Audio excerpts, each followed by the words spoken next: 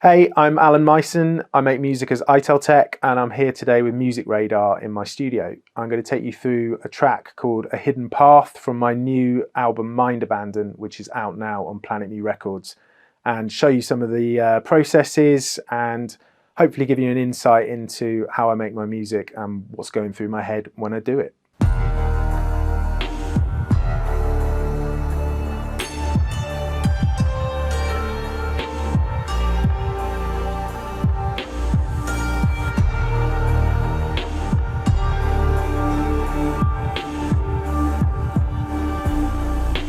Okay, so I'm just going to give a bit of a quick start to the track, maybe just play the intro sequence, and then I'll give you a look into how I created some of these sounds.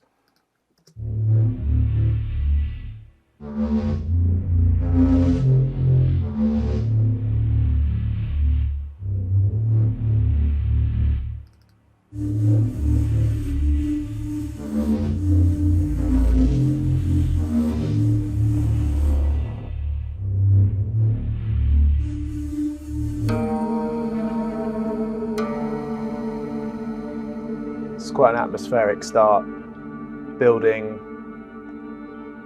We've got some guitars coming in now.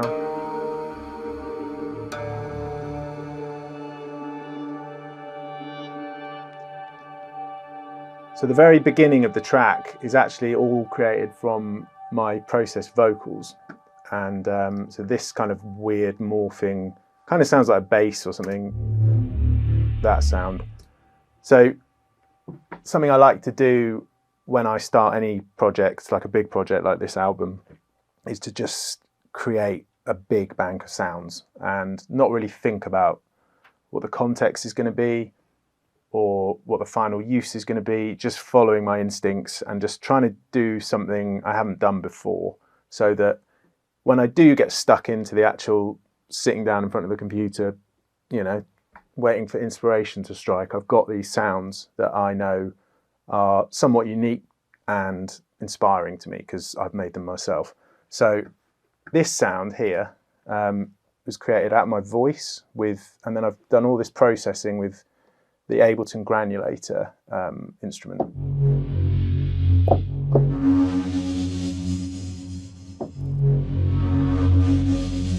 Now there's loads and loads of artifacts and texture in there and little imperfections, and that's kind of what I get really inspired by when I'm making tracks. So I'll just give you a quick little insight into how I might have made that sound. So first of all, something I like to do is I've got this microphone on just a swing stand here, and this is just always on, always ready to go. And particularly for this new album, Mind Abandon, I kind of thought this would be a cool kind of idea to just grab a mic quickly and just, you know, sing something or make like a sound design noise with my mouth. And instead of, you know, sitting with a synthesizer tweaking for ages, the human voice is absolutely incredible at just coming up with something very quickly, which you can then process afterwards. So I'll just try and recreate something that gives that kind of vibe and show how I would have gone about doing that. So first of all, I mean, I would have just recorded me making some kind of strange bassy sound design kind of noises with my mouth. And I think this sound was created by doing this sort of noise, which was and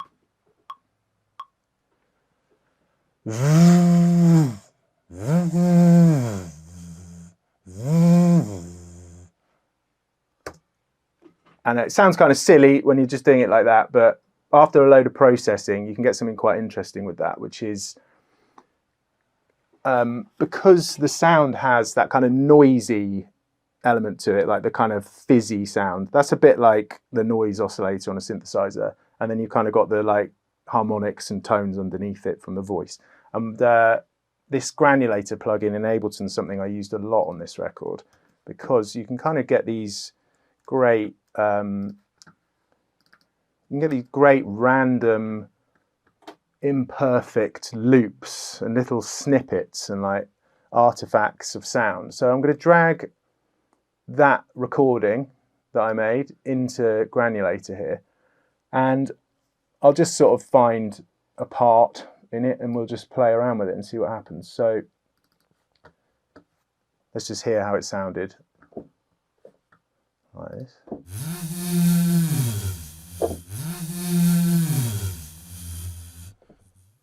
It already sounds quite cool, but what we'll do is just make it so it kind of scans across the sound a lot more.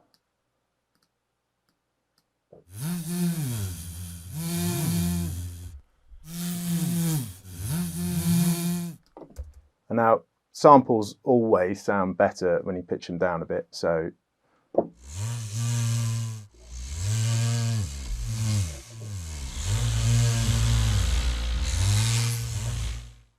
and to get it sounding a bit more gelled together and something a bit more atmospheric, let's get some reverb on it. I'm going to go with the Valhalla Supermassive reverb because it's a free one and everyone can get this. This is an awesome reverb. It's absolutely, as the title would suggest, it's kind of a bit OTT, but it is incredible.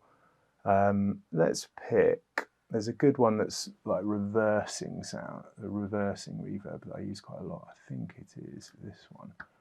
So, get a bit of reverb on there.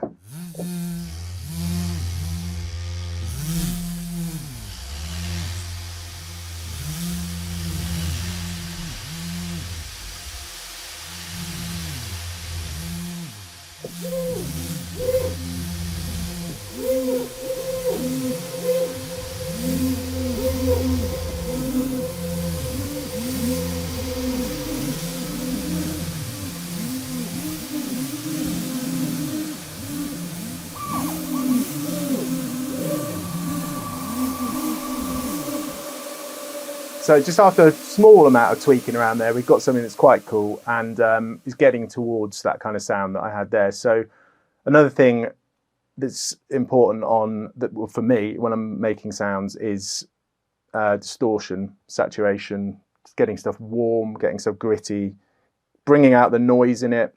That sample of me just making a silly sound is going to have loads of like hum in it, background noise and stuff. And I think I'm all for like imperfection in the music and like bringing out those kind of elements, and it just makes stuff sound less sterile, more interesting to the ear. So this is a fantastic bit of kit, which is the Thermionic Culture Vulture. So let's stick some of that on it, get some meaty distortion going. So I'm going to drag it in before the reverb. Now it is pretty crazy, so we're going to dial it down to see what we're doing first.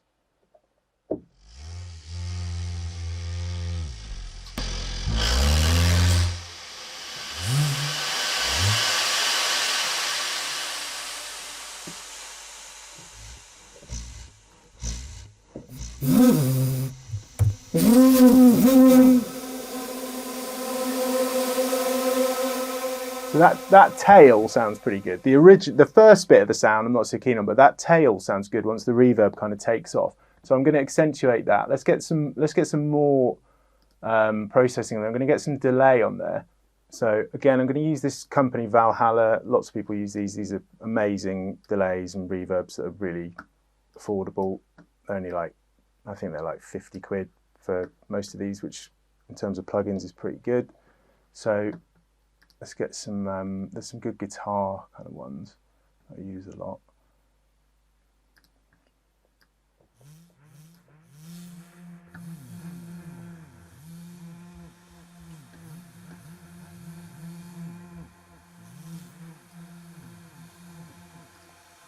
And then something I will do quite a lot of is then I will resample that sound to then make a new sound. So let's do that.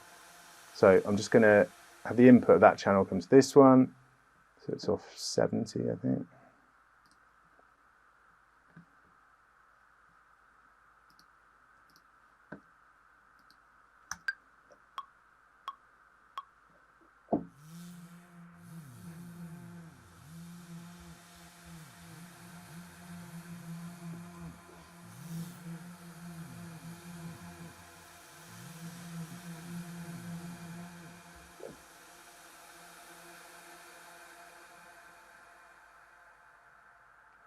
And we're starting to get something that sounds a bit more decent, something that's actually got some atmosphere to it that we can manipulate and do something with.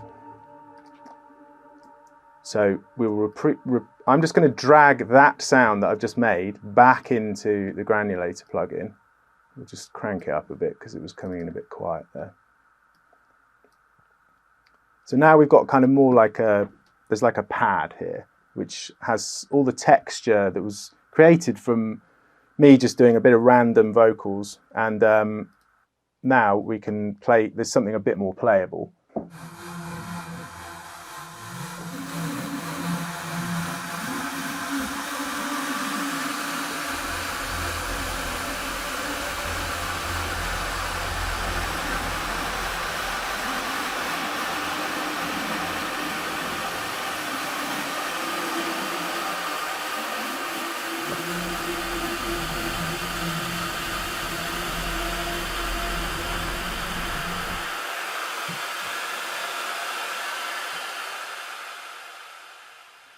And I would spend, you know, a long time coming up with loads and loads of different pads and little effect sounds that were all created. The bass sound underneath it all was a tiny little vocalization that didn't sound great on its own, but then you can start to tweak it. And it just, I'm a fan of having sounds in my music that people can't quite place, or you think, oh, what's that synth? Oh, it's something else. It's a guitar, it's a vocal, or it's, you know, some hand-played percussion that you've then time stretched into a pad or something like that. And that's something that I think adds a lot of character to your sound and creates interest, and it creates texture. And there's something about human imperfections that like create an emotion in music.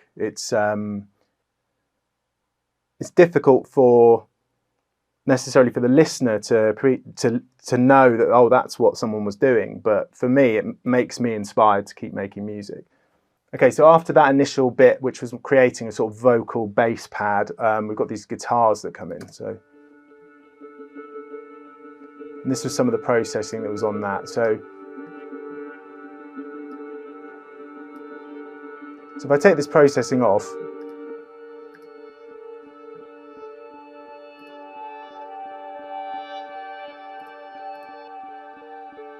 you can hear it's quite a basic little guitar riff just playing over and over.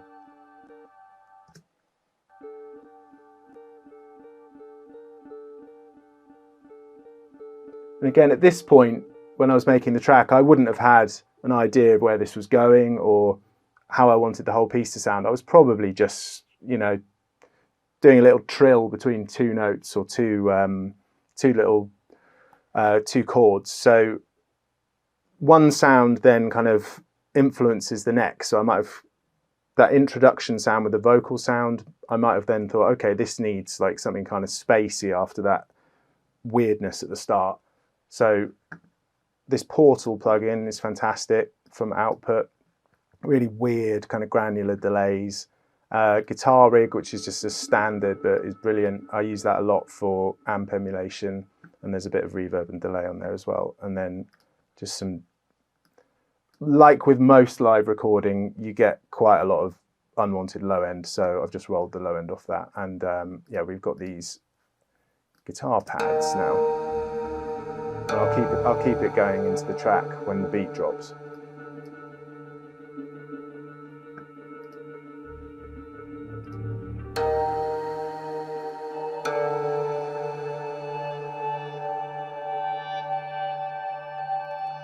This lead sound is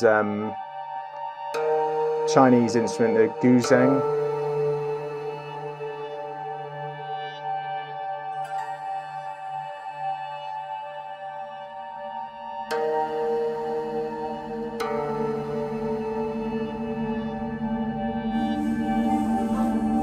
There's more of my vocal sounds coming in there.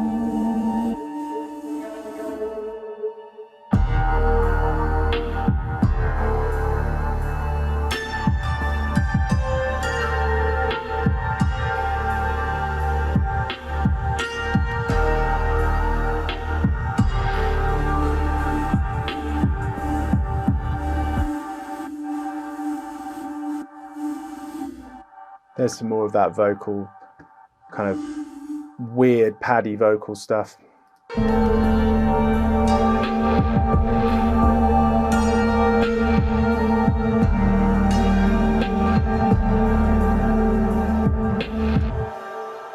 Now this track has a lot of low end to it and a lot of sparkle, and I like to think of music in kind of like a 3D plane, like a shape.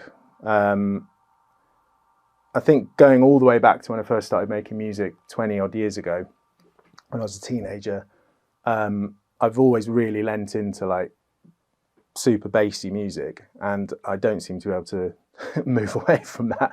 But I do try and pay particular attention to like making everything balance and creating little bits of like ear candy and texture, and thinking of it like your frequencies are kind of like in a visual plane.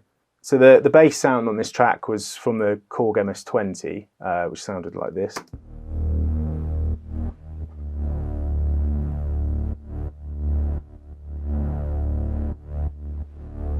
Which sits with the beat like this.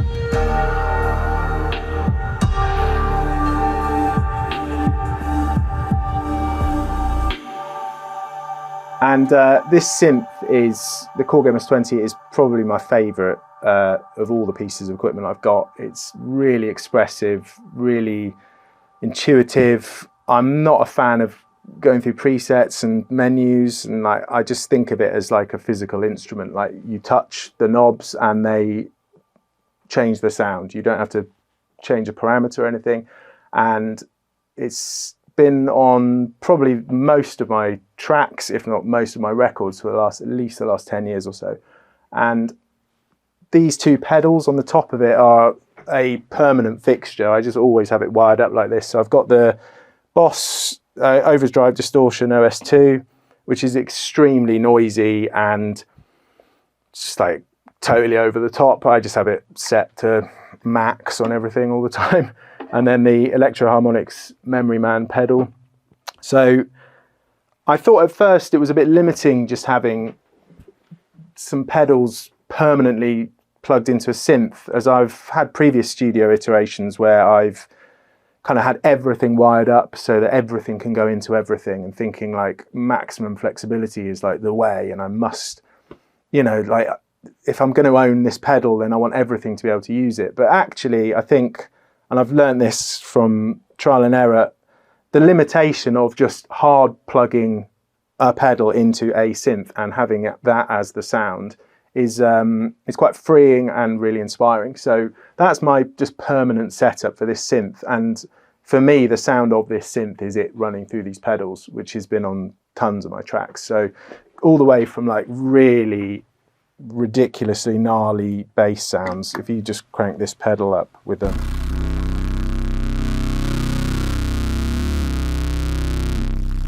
I love that like noise at the bottom. It's just got so much character to it, and it just sounds like it's breaking.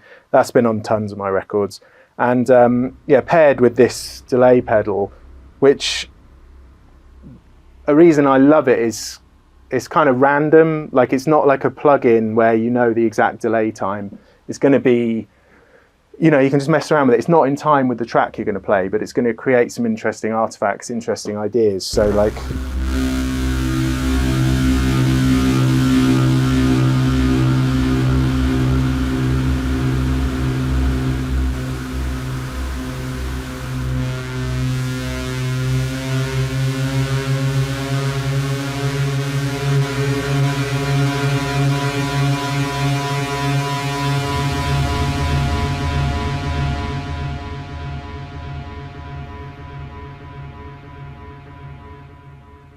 yeah, really, really flexible setup, even if it's just three things plugged into each other. And that's like a go-to for me. So yeah, the bass in this track is created from that. We'll move on to some of the drums in this track. It's kind of like quite a simple beat, really. In my earlier records, I focused a lot more on drums, and I was making music that was far more rhythmically based, and I would often start with the drums. I would think of making music as, right, I'm going to create a drum loop and then build it up from there. They kind of come my relationship with percussion and drums has become quite different now, and I kind of view it more like it's just part of the texture of the entire piece rather than, you know, the driving force of it. And as such, there is less percussion on a lot of my music these days, and also when I do use it, it's more pulse based. It's more like the sort of underlying backbone rather than a focal point. So we've got these drums that come in on this track.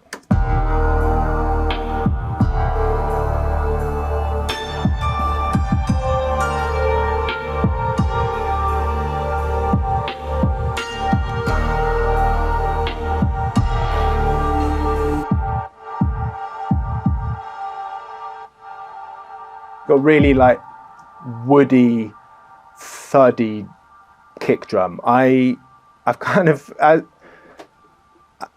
these days I'm really into kick drums that just sound like it's playing through the wall next door or something. Like it's like a heartbeat. You know, it's not gonna cut through the mix. It's gonna like just create this like kind of dready thud. that's how I view like a lot of the percussion in certainly on this new album, mixed with this again like quite a woody, thuddy snare sound, which is and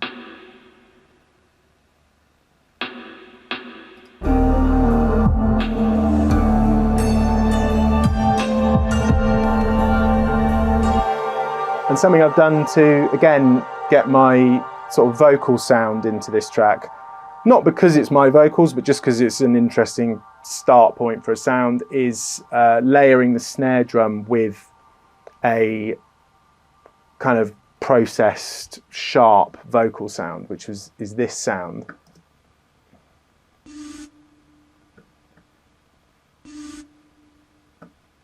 And again, that's been messed around with the granulator plugin, and then I've loaded it into sampler. So you get the kind of short, sharp, like, and then it also has a longer phrase attached to it,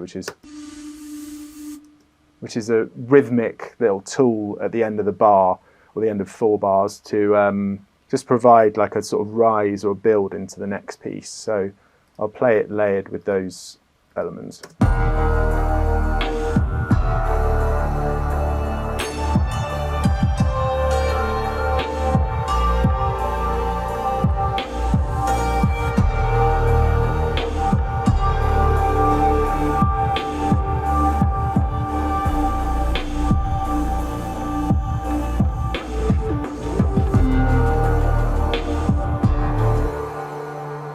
I quite like to have distinct frequency areas within the music of like the sparkle at the top, the like super thud at the bottom, and I've got this kind of beat playing underneath it, which has loads of, I'll go through some of the processing on it. It's kind of whispery in the background, but it just provides a bit of momentum and a bit of like fizz on top of the more drier, thuddier sounds.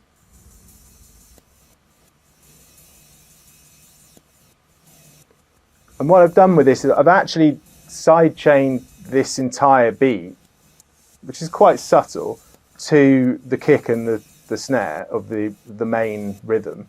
So you're just getting this sucking, kind of like metallic wash kind of coming in and out of the beat. And it provides quite a lot of space. So that is like created from a sort of 808 kit you can hear in those cymbals. And it's got a load of reverb on it. It's got a flanger on it, and then some delay, waves, delay, Native Instruments, the other ones, and yeah, with the kick and the snare from the main beat sucking it in and out, you just get you get a nice kind of swell between the beats, which is again something I do all the time to kind of create an extra rhythmic dimension to the track.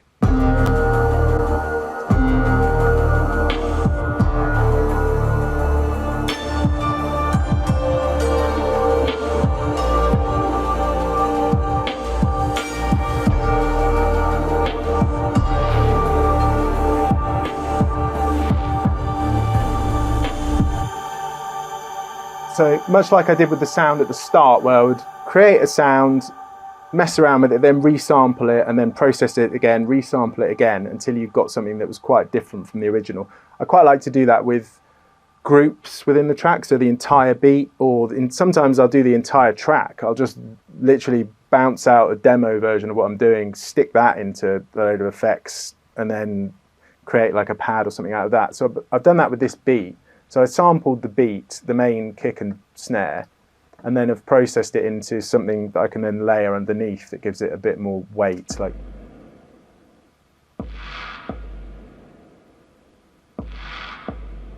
it's got a load of noise, crunch, texture, which just creates, you know, a bit of intrigue in the sound. So the main melodic part of this track is that kind of descending, plucked string riff, which comes from a Cymbalom library, which is Spitfire Audio one, which is really good. It's, you know, quite a dulcimer sort of instrument, that kind of sound. And just to try and put my own spin on it, rather than just rely on, you know, what is a great sound, but to make it a bit more interesting for myself, I went and pinched my daughter's ukulele, which is this pink toy, and I thought, oh, I'm going to get some of that in there. This is also my daughter's, which I've nicked off her, and she'll have to come and get it back from the studio sometime. And I've layered up, because this doesn't really hold its tune very well, I just sampled a bunch of notes and created a sampler instrument in Ableton Sampler. But I've layered that in with the main plucked riff, just to give it a bit more of a DIY kind of feel to it. So this is that sound, but played on my daughter's ukulele.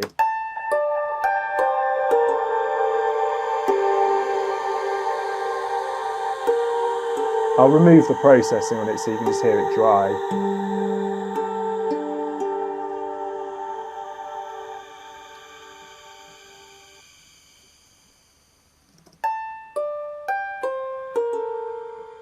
Well, there's still a bit of reverb coming from somewhere, but yeah, it's got a nice bite to it, that, and I thought it complemented the sort of lusher sound of the very nicely recorded Cymbalom sample library. So that's layered in there as well.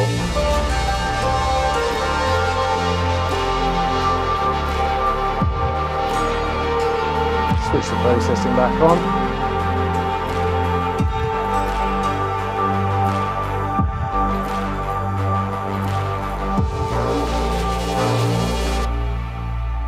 Another bit of recording I did with some of the instruments that are lying around here, my acoustic guitar, instead of playing like a riff on it, I've kind of got a percussive snare sort of additional sound going on, which is this.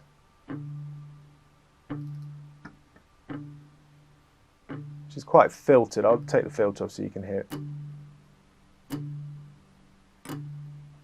The good thing about acoustic guitar, I find, and I used it a lot on this record across a lot of the tracks, is it's got so many different tones to it, opposed to playing, this is specifically a steel string acoustic guitar. It's got so many tones to it, from the buzz, it's got that kind of woody body to it, it's got a percussive nature to it, obviously tonal, and all within one, you know, one pluck. You can get all these different layers to like fill that sort of frequency spectrum. And I just found it was a really good tool for layering in with snares. You can get, obviously because it's pitched, you can create a nice complement to your percussion that is a pitched element of the track. So that's something I do a lot of. And another thing is to, because often with microphones you're recording in mono, something that's interesting with things like this acoustic guitar sound is I will just hard pan one of them left, one of them right. Now, you can obviously just double track it and do this, but I've just taken the same sample and on one of them, so this is the one that's panned hard right, I've just detuned it ever so slightly by 5 cent there, and it kind of creates like a bit of a there's a slight delay to it, and it creates a bit of a flanging kind of sound as well. I think that was a trick I was doing in Ableton a long time ago. I don't think I had a flanger plugin, or I hadn't figured out. This is literally when I started making music, and I used to just duplicate the channel, ever so slightly detune one of them, and then it just turns into a flanger basically. So I've done that with this sort of percussive acoustic guitar sound, which sits under the beat like this.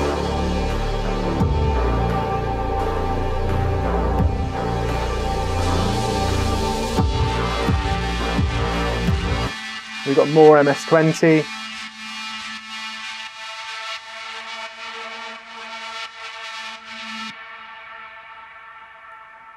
That's kind of going back to what I was saying when I was showing the MS-20, is something I love is tweaking the master pitch on it. So you'll just be like holding a note, or maybe two, alternating between two because it's a monophonic synth, and just slowly like cranking the pitch on it up and down gives you this like uneasy feeling.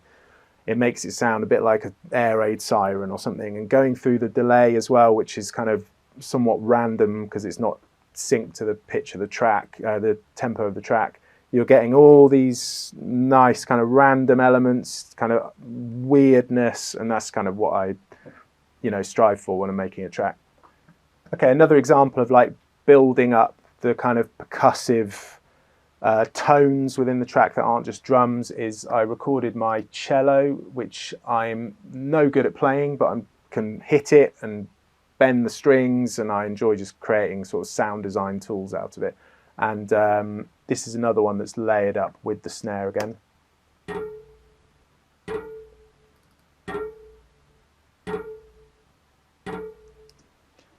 It's quite a strange sound. I think the sample is actually time stretched as well. So you've got this kind of off kilter kind of like artifact towards the end of it, where the pitch kind of slides up a bit. It sounds a bit grainy. On its own, you would listen to that sound, I think, and think like, well, that's not a very well recorded cello, or that's not a good pizzicato string sound. But I'm up for sounds that are unique to what I'm doing, and I can then mess around with them and layer them in a way that then creates something that's hopefully a bit more original sounding. Here's some percussive sounds that I've included in this track, which I recorded here. So this one is taking a bunch of my patch cables. I think I was just tidying the studio one day and moving stuff around, and just sort of heard them jangling against each other. I was like, oh, that's a pretty cool sound. It was when I was moving studios actually, and I didn't even have a mic plugged in or anything. And this, I think I recorded it on my iPhone. And I've also got a field recorder, which is battery powered. So, I don't need proper stuff set up, and I can just record things. So I recorded a bunch of jangling with these cables, and then came back to it when I was making this track, thinking, oh, I could do with that kind of sound in this. So this is what came out of that. Let me turn the noise off that. So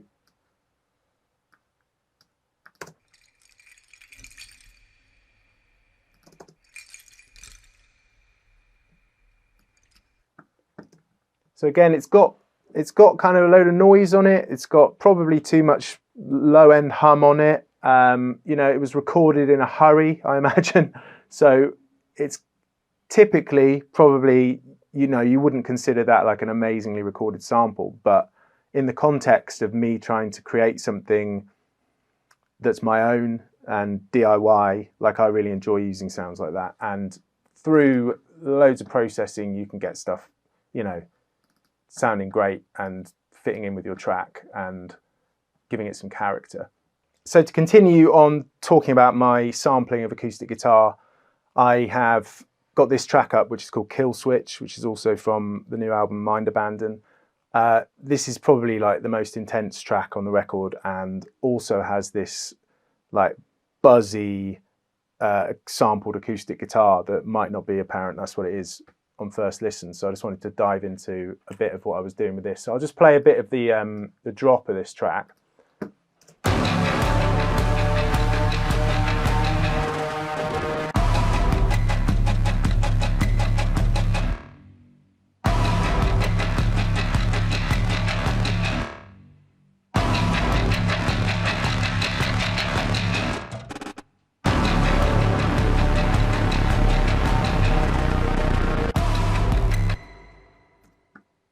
So in that quite chaotic, sort of intense beat, it's made up of loads of different elements, and this was underpinning some of the kind of rattly, percussive tonal textures that are in there. So I'll solo this. This was originally from me just hammering away at a very detuned steel string acoustic guitar.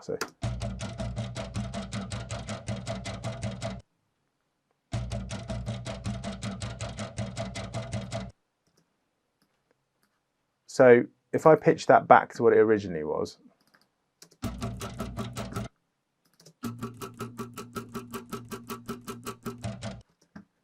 we can get the kind of flappy metal sound that is going to provide like a sort of looseness on top of what is otherwise quite a rigid beat. And I'm kind of always looking for ways to, when I'm working with rhythms, always looking for ways to kind of subvert where you might think the hit, the one is, or you're expecting a snare to come in there. And this track was kind of an exercise in,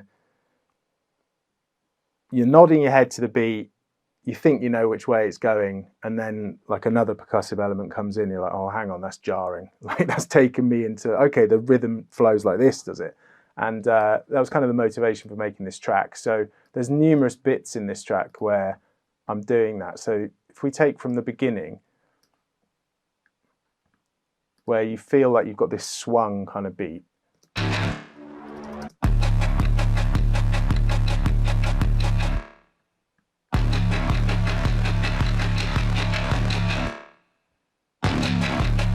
To me, that's almost got a kind of like sped up kind of waltz feel to it. Like it feels like it's all on the,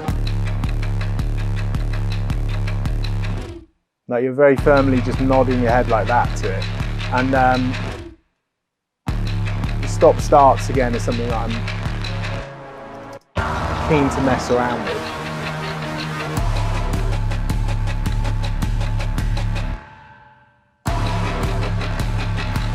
So I'll show you a little bit about how I was making that kind of underlying beat.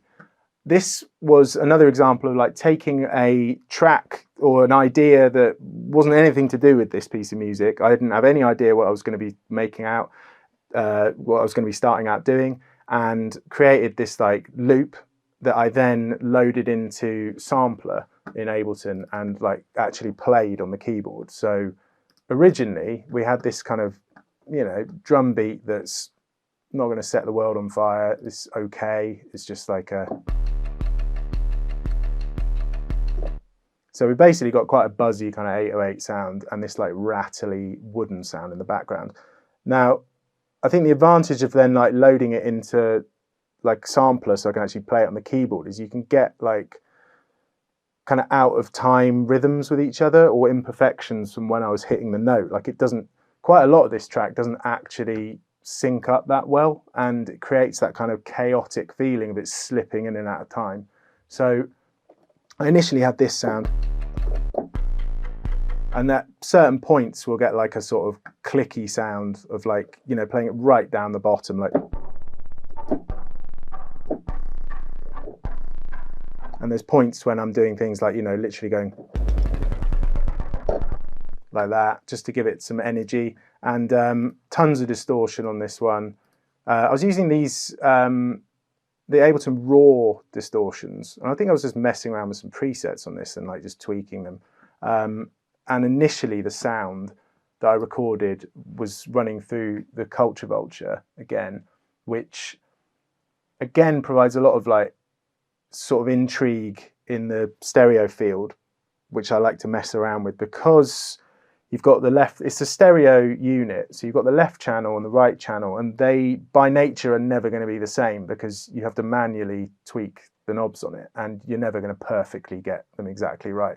And I don't even want to get them right either. I'll purposefully set them so the right channel's doing one thing and the left channel's doing another thing, and you just get this mad stereo width that's great on drums, which are typically kind of quite down the center kind of mono sounds a lot of the time, certainly kicks and snares. and yeah, you get all this width, all this kind of noise, and it just becomes quite a sort of overwhelming, enveloping kind of beat, which I processed into. I'll play it from sort of the main bit of the track here into this sort of thing.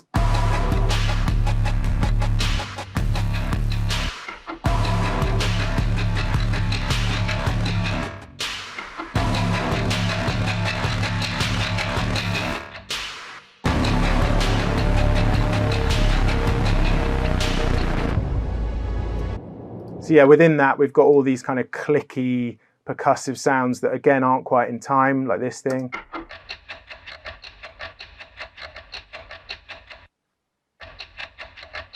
And you can hear all the artifacts in that. Like I've obviously, like, you know, time stretched that a bit, and it's not quite right. Like I've again split the left and right channels so that the right channel is slightly different to the left channel to just give it even more width, and just like kind of weirdness and interest in the stereo field.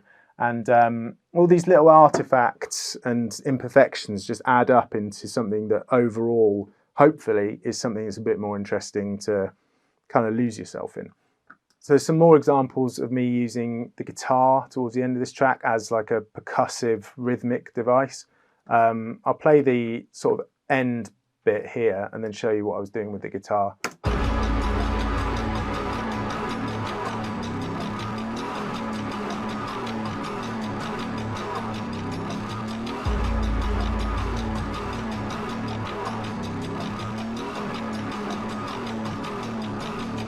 So that's actually the kind of build up towards the end bit, but it's like really rattly and chaotic, and there's loads of different kind of quite harsh noises mixed in with the kind of lusher sounds. And this acoustic guitar I thought just fitted nicely as a sort of quite kind of horrible sound, but fits in with the kind of unease of that part of the track. So it's distorted just completely.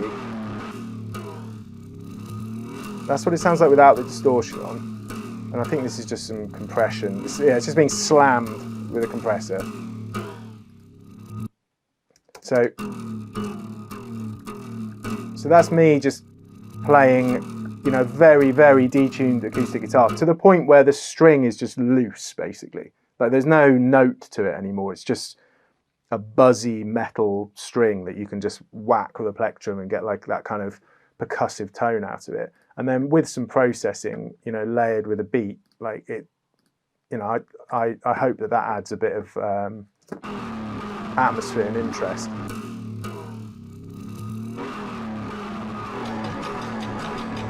With all the other clicky bits of metal and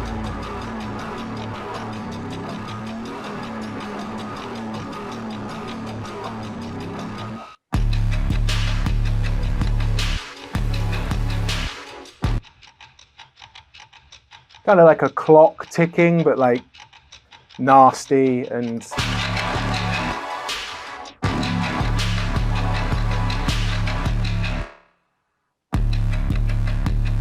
that's the process sample from the original that I was talking about. So, but played on the keyboard, so it's not perfectly in time. And then something that's quite important in my music is, for me, when I'm making it, is the kind of contrast between these harsher sounds and like the kind of emotional depth, the weight, the lushness, texture, ambience. And whilst there's all these kind of clicky, gnarly sounds going on, underneath it we've kind of got this almost peaceful, dream-like kind of synth going on. So we've got like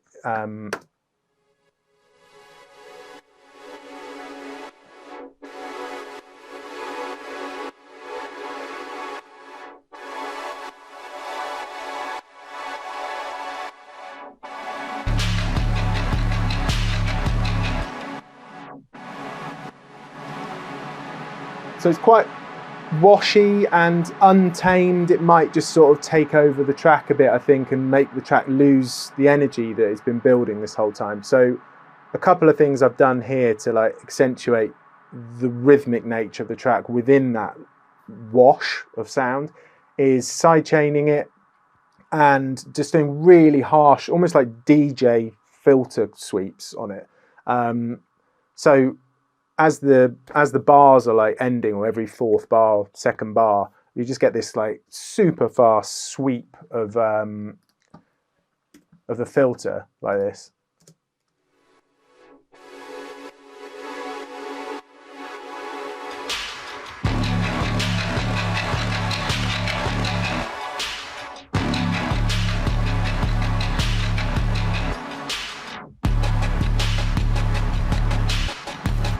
And these kind of hard stops just help punctuate the kind of quite nasty energy of this track, even within having a more dreamlike mood underneath it.